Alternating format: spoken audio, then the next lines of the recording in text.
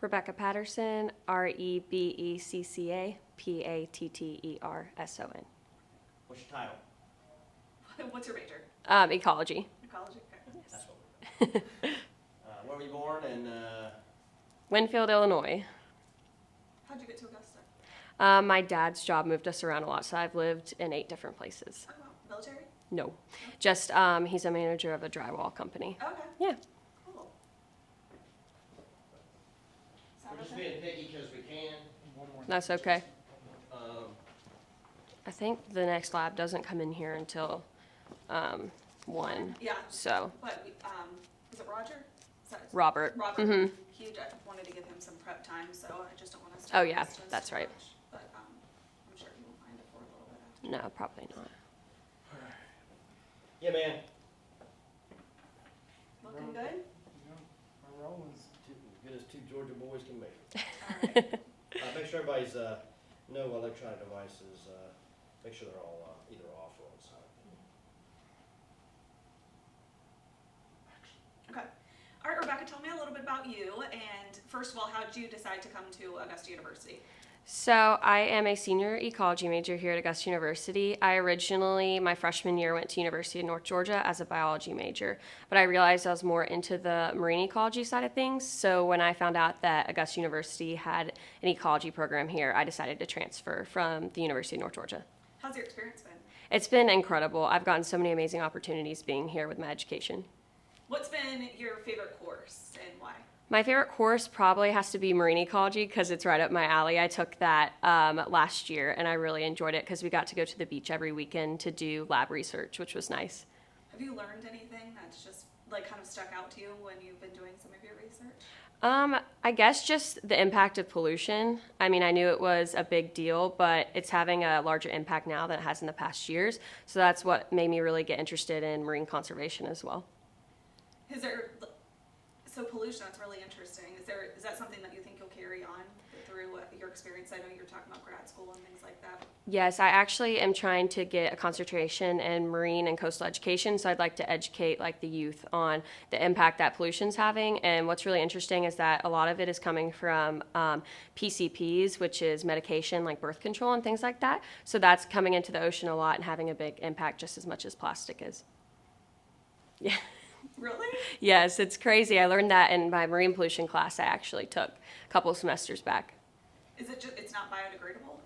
It's not. It sticks around at least for a good while before it becomes biodegradable. Or it gets into the organisms and then they pass that on to their young and then the system keeps going from there, causing a lot of problems.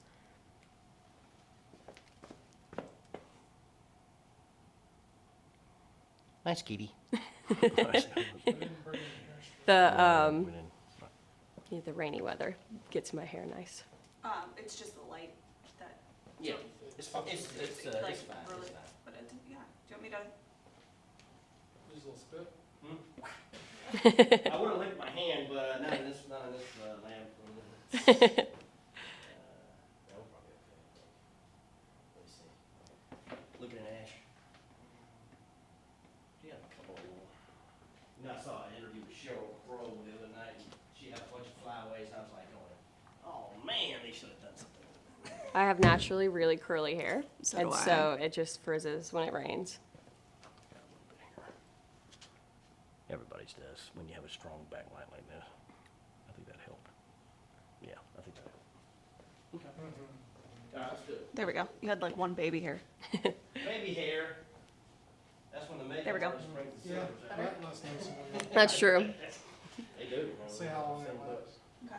All right. Good? Yeah. Okay, let's dive into your scholarship. Tell me about it. So I found out from my advisor, Dr. Jessica Reichmuth, that she had nominated me for the Cameron Wild Scholarship because she knew I was struggling trying to pay for a study abroad trip to Nova Scotia. And luckily, I actually was able to win that scholarship and attend the Scholarship Brunch, which was really a fun experience to meet the Wilds family and get to thank them for nominating me for the scholarship. What do you think about people that actually take the time to give to something like that? It's very, targeted. It goes to, exactly what that money is going towards.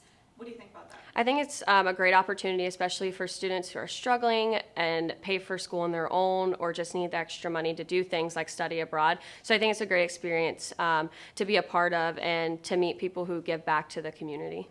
What was the experience like at the brunch to actually, be sitting around the table? Because I'm sure you weren't the only scholarship recipient that was there, so it was kind of like a table full of Wild scholars. Tell me about that. Yes, it was neat. It was actually really neat to meet the Wilds family because I got to see who they were. And a lot of people actually didn't get the chance to meet their donors because they weren't able to attend. So I felt really lucky to meet with them, to talk to them, and see how the scholarship actually started and why they did it in the first place. What did you learn about that?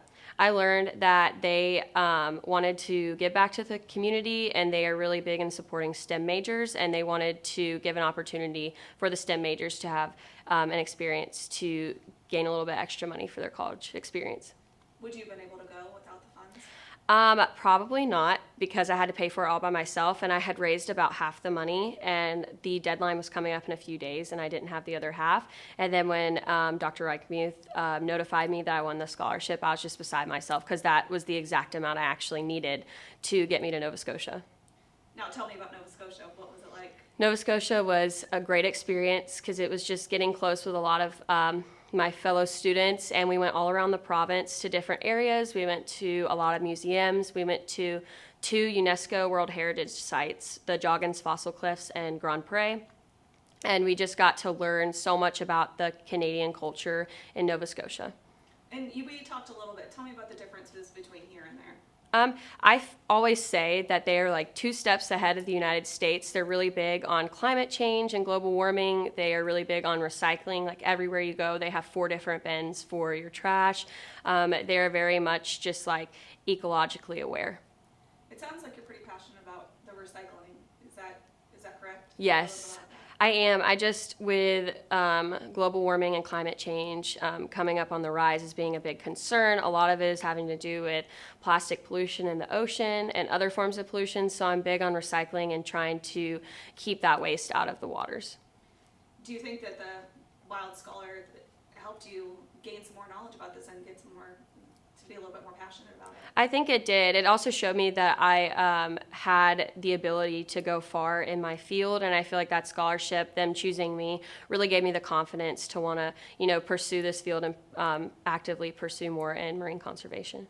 Tell me about the Satilla River and what you guys have been doing out here. Tell us a lot. So the Satilla River project has been going on for many years, and I had the chance about 3 years ago to talk with Dr. Reichmuth about going on these Satilla River trips.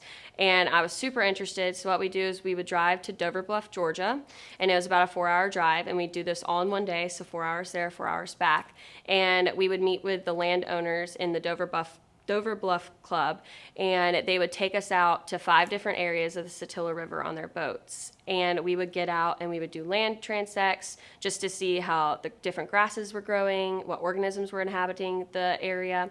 And then we would get back on the boats and we would set nets out, and we would catch many different species, and we would look at the lengths that they were growing, how many were in each different site on the river, and see just basically how the river is keeping up, what organisms are there, and if it's thriving or not. Anything that was very interesting that you guys learned from this experience? So there is a huge sediment deposit that is building up in the noise cut area of the Satilla River, which has been a big issue. It's actually wiped out the salinity gradients in that area along with surrounding areas of the Satilla River. So we were interested to see that there was a difference in species richness in that site. We were catching a lot of predators, and we weren't seeing very many smaller organisms like the smaller fish species that were there. So we were noticing that it was really hard for migratory fish species to come in and out of that area. So we were seeing an abundance of just one type of species, or 1 or 2. Do you think this was a unique opportunity that Augusta University provided for you? Yes, it was. It actually got me really interested in wanting to be like hands-on in the field. I think it was a great experience just to realize what my future could be in the ecology field. And going back to the wilds, tell me about, what do you think the importance of scholarships is? I think the importance of scholarships is to build confidence in students to know that they're competitive enough in their field and that they're, doing a great job with the high work ethic that they're putting into their schooling. And I think it's just a great way to give back to the community and to show students who are struggling, who need that extra funding for school, that they can do it and that it's out there for them. And just diving a little bit more into that, how do you feel about people that actually believe in you enough to give their own funds to students like you? It feels amazing because I sometimes struggle with confidence, and being a woman in the field of STEM, you're sometimes put down or put on the back burner, like told you can't do it. So being able to have someone who has confidence in me as a woman in this field, it felt really great because then I built the confidence to know that I could do it and I could go far. What would you like to say to the Wilds? I would like to say thank you so much for the opportunity that you gave me with this scholarship. If it wasn't for them, I wouldn't have been able to further my education in Nova Scotia and really be able to just be hands-on in my field. And that was great, perfect. But can you just describe some of the things that you do in this lab? Yes. So I am a teaching assistant in the zoology lab. So what that means is while the students in the zoology class are working on their labs, I help them with dissections, I help them identify different specimens, I help them with any questions that they have, and really just am there to support them whenever they're struggling in the class. Are any of the specimens in here from the research that you guys did at the Satilla River? Sometimes, yes, if the zoology lab has noticed that a specimen that we can catch at Satilla has been low, or we need it, or has sometimes disintegrated, because after a while they do get old, we will bring back specimen from the Satilla trip for the zoo lab. And you're looking to go to grad school. Tell me about grad school, and do you think that Nova Scotia trip might give you a little bit of an edge? Yes, so I am looking into grad school. I'm currently applying to University of North Carolina, Wilmington for an environmental sciences master's with a concentration in marine and coastal education. And I really do think my experience with Satilla, being in the zoology lab, and having the leg up on studying abroad in Nova Scotia will really help me be a strong applicant for this program. You guys have anything else?